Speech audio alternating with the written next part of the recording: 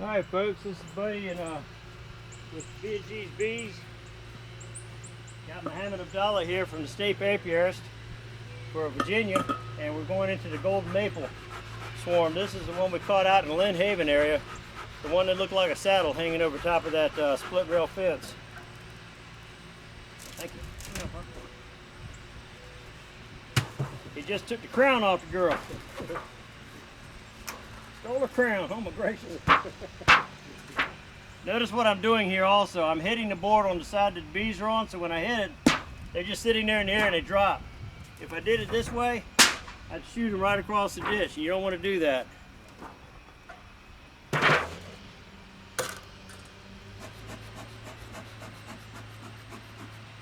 too many on there. I'm going to go ahead and bump them off and put it also.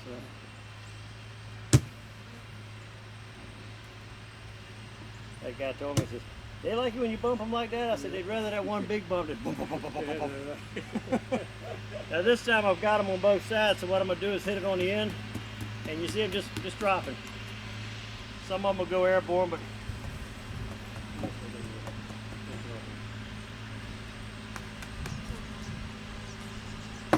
these are just like us. Treat them like you want to be treated.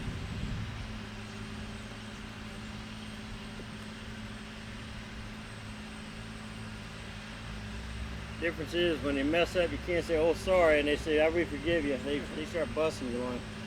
We got all, this is again that beeswax with the wire in it.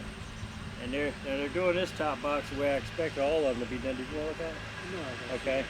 They're drawing out nectar and curing it down to honey on the Gulf Alpha Alpha November, which is the #1 frame to the east.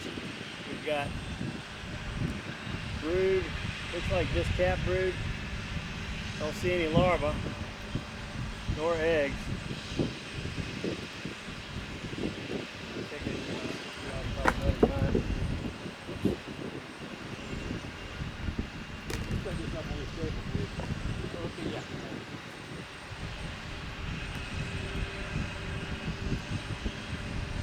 Best laid plans. We still got the girls, oh my gracious, beautiful frame up here, all cap brood.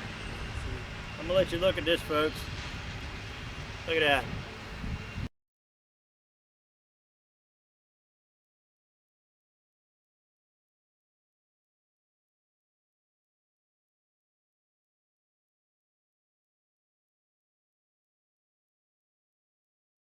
Both sides.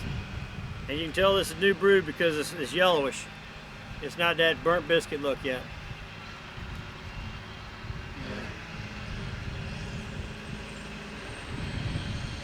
That's beautiful. We couldn't ask for a better way of laying about it than that. This is the first one we captured this year. This is full 2 months old now.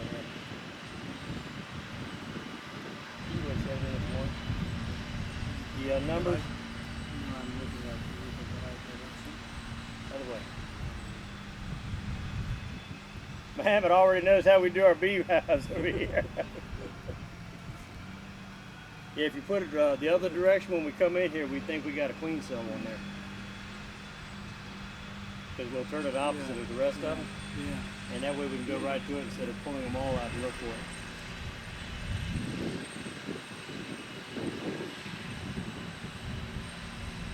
This one's attached on the sides and the bottom, so I can do this. And there is small larva in this one. That small larva right down the side of there. That's typically the frame that Mohamed goes for as samples. We got 2 other boxes if you'd like to see some others, Mohamed.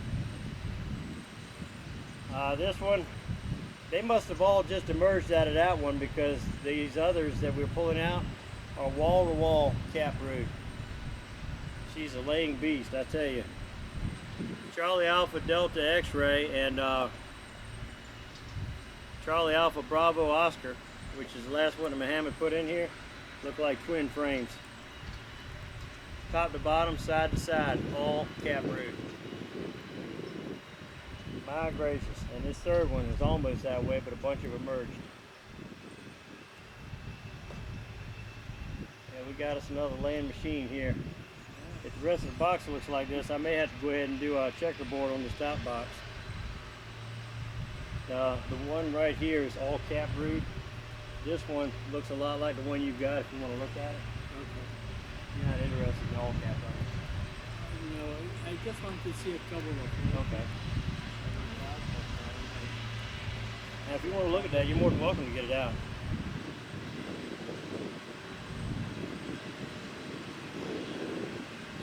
Folks, if you got an apiarist out here with you, you don't want to rush him through it because he might find some stuff in your hives that you don't know about that can help you before it gets too bad. And I'm not just talking about foul brood. It could be anything from mites to small hive beetles to varroa, because there are other types of mites besides varroa. Years ago, everybody was scared to death of these nosema mites or whatever. The ones that get all in the breathing apparatus. Nobody talks about them since varroa destructor became a thing.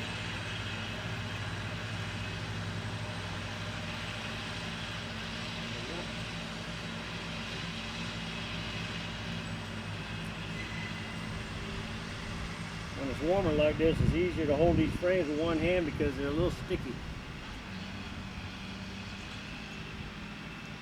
And this next frame's got some capped honey. One question that came up yesterday when I was in this other fellow's hives is he had this stuff, it looked like, he called it sick honey. I said, it's not sick honey. This is what dry capped honey looks like. You see where it looks all white on the top?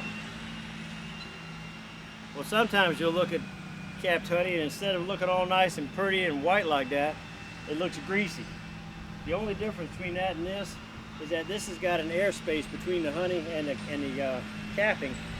And the greasy looking is just the honey's right up against the back of the wax. So that's why it looks wet and greasy like that. Okay, let's go down. Okay. See, I can come back and take one of these. All right.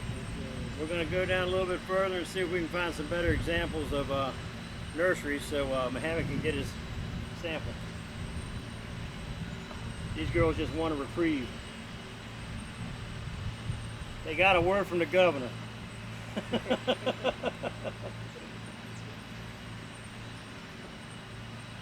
That old joke where whenever I go buy the seafood in the market and they've got the lobsters in the aquarium, Yeah. you're looking at them and they got those little old rubber bands on their claws. It looks like they're anywhere from the governor. Do we get a reprieve? We don't have to go to the chair, do we?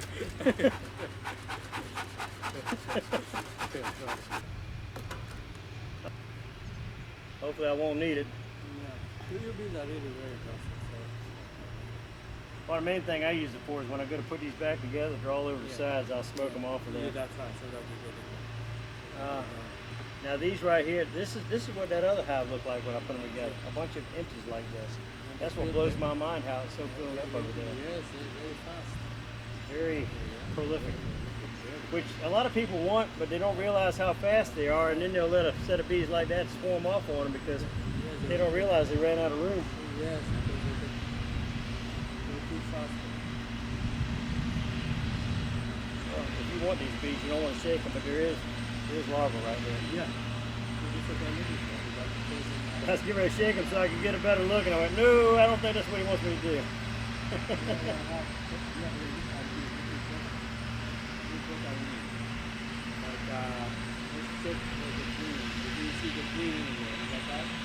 No, as soon as I saw the larva, I just went ahead and pulled it out for you to look at. Alright. There's a ball of bees on this side.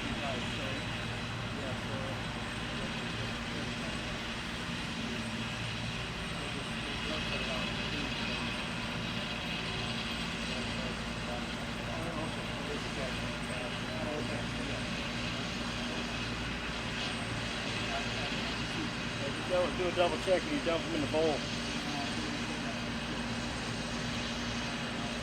We're just double checking for the queen because we don't want her to end up in the alcohol bath. This girl's a proven girl. We don't want to lose her.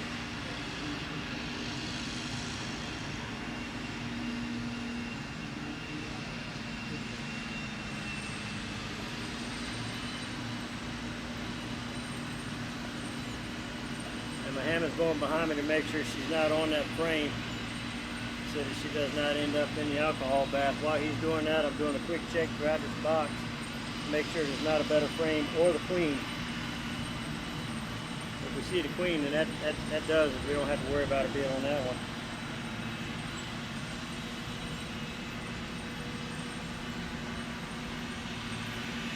So far, you've got the best one for having all stages of brood. Most of what I'm having and finding is capped. Capped or empty. A little bit of brood, right? I mean, drone brood here. Still have not seen the queen.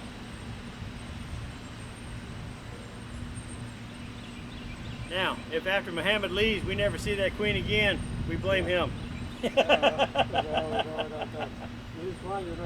I'm giving Keith a call. I'm gonna say, Keith, don't let him come out here anymore. He got my queen. That's why I looked like 10 times before I dared to do it.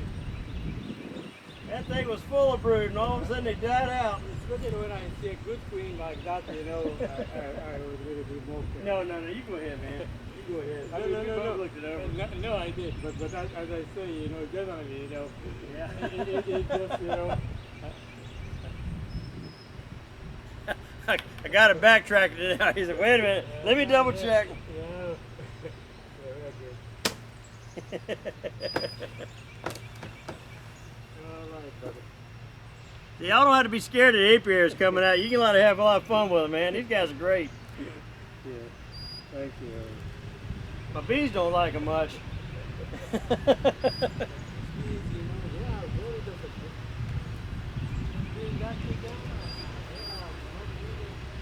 Mohamed's over there talking. I know y'all can't hear from where you're at because we got this tractor coming through, but he said all of our bees are very docile, which that's what we want. If y'all know how we do, if we get some aggressive bees out here, I've got to find the queen and change out their genetics, because we can't have an aggressive hive around here with all the grandkids we've got and pets and stuff. So as much as we like beekeeping, we like not being afraid of the bees even more.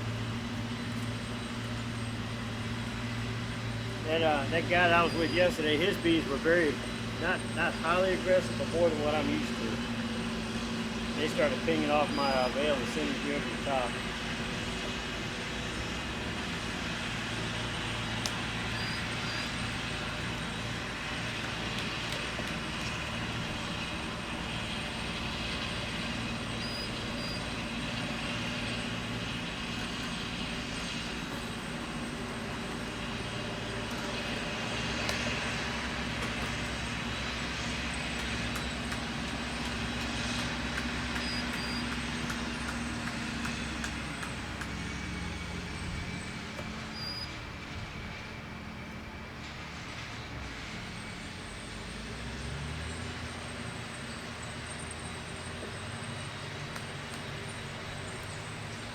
Alright, this is the first comb that's covered in bees in the bottom box. They pretty much left the bottom box by itself.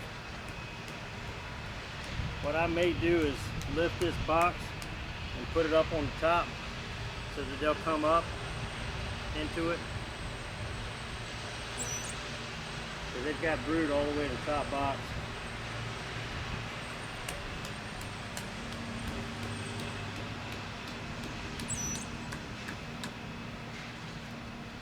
See where they're festooning there like barrel of monkeys?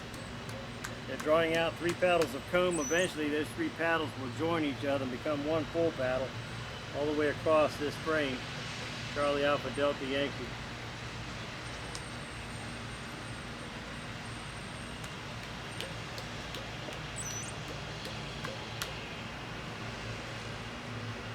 Well, I may leave it alone. This one here is covered in pollen and it's got a lot of bee bread in it.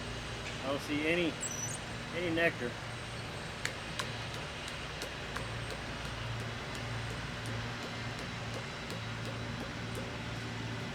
we'll take a look at it. We'll go ahead and watch this video, and when Miss Jerry gets home, we may decide what we're going to do here, because they've got plenty of room in this bottom box. We may take this bottom box and checkerboard it with the top box. In fact, I may do that while I'm right here.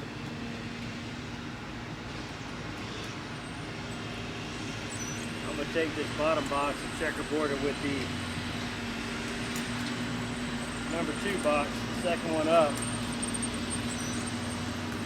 And this time I'm going to set the camera right in front of me so you can see exactly the perspective I'm looking at. You got time for this, Mohamed? You got time for me to do another checkerboard? Okay. If you watch Mohamed over there, he dumped those bees inside of that bowl there, and he shakes them inside of a can or a ball jar that's got alcohol in it, and then he puts a screen over top of that and shakes it over top of something so you can count the number of mites, and that lets you know what your mite count is. It's a harsh test if you get any feelings towards your bugs, but it helps you make sure that your bees are healthy. So right here, I think I got a pretty good perspective of set it right here. Okay. So what we've got is I'm going to take out the number 1.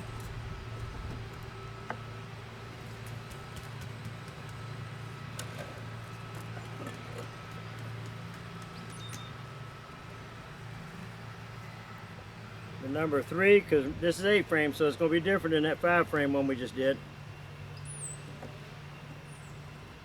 We took out the number 1.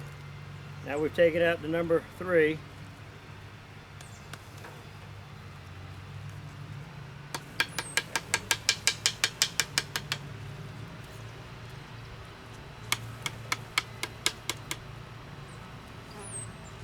That's number 3. Now we're taking out the number 5. Remember, we're just going 1, 2, 3, 4, 5, 6, 7, 8. So we're taking out all the odd frames. Not odd as in strange looking, but odd in number. 1 through 7.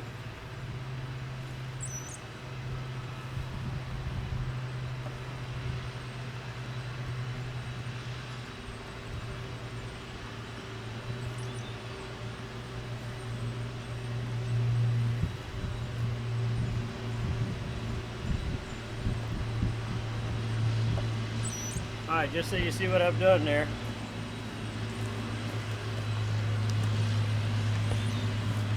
I've removed all of the odd frames. 1, 3, 5, and 7. Because it was 1, 2, 3, 4, 5, 6, 7, and 8. So we take it out 1, 3, 5, and 7. They're sitting in here right now. Now I'm going to remove 1, 3, 5, and 7 in here. 1, 3, 5, and 7, and I'm going to bring them over here and put them inside of here. So I'm going to lift this up so y'all can see inside of here with me, and hopefully you'll be able to see this entire thing like I'm looking at it.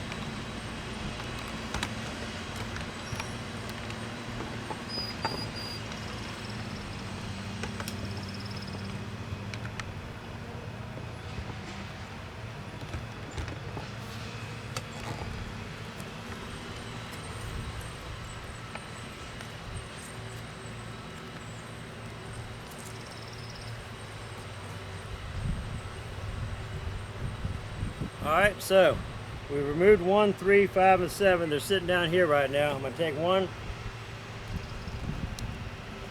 from over here, put it over here.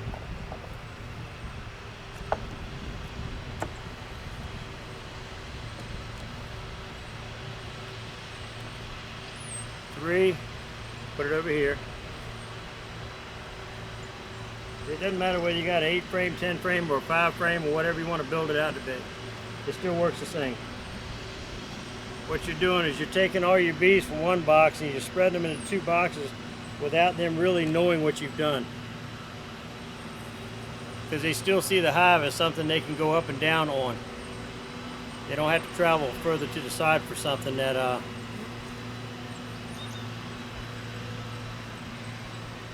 that would be harder to make them go to. This frame here is completely covered in cap brood, so this is something that was not in the bottom box before right now.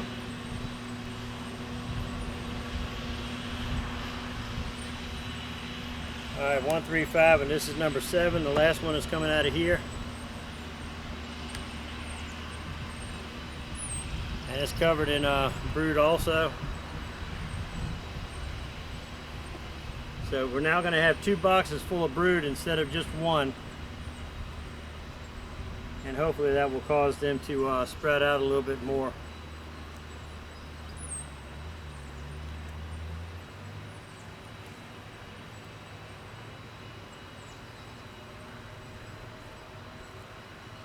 All right, now 1, 3, 5, and 7 down here will go up here.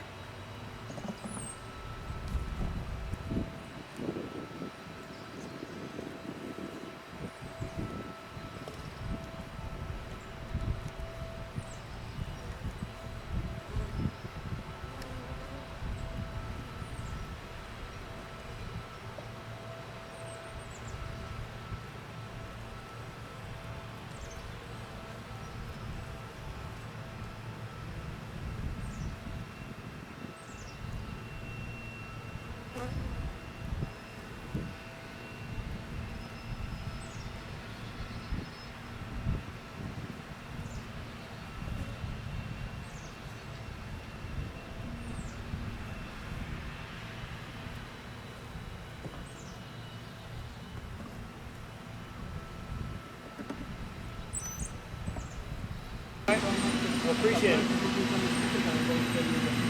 Okay, appreciate that. All right, well, Mohamed's doing his paperwork. I'm gonna go ahead and put this thing back together.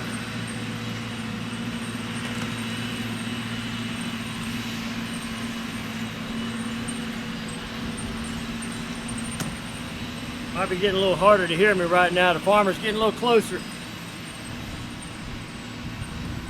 If you're out in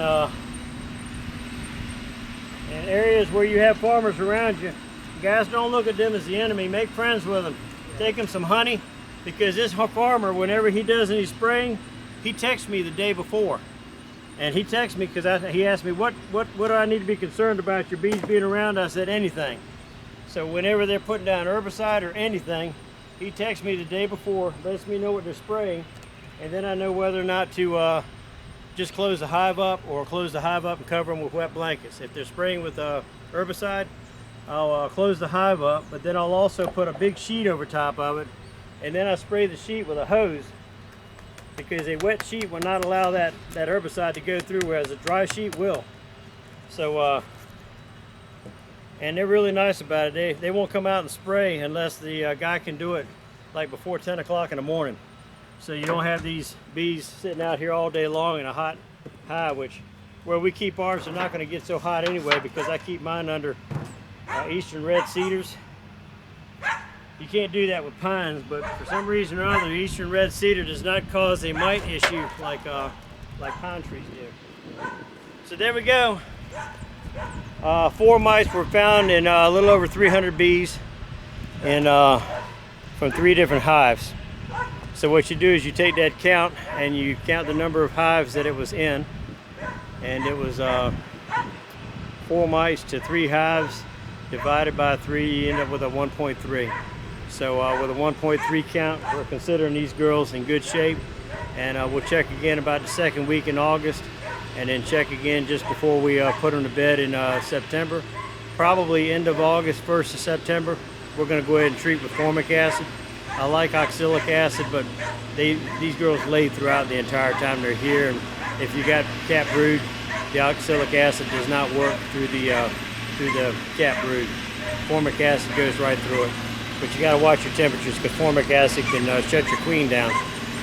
This is Buddy with B&G's Bees. Thanks for Mohamed Abdall for coming out here and helping me today, and we'll see y'all next time.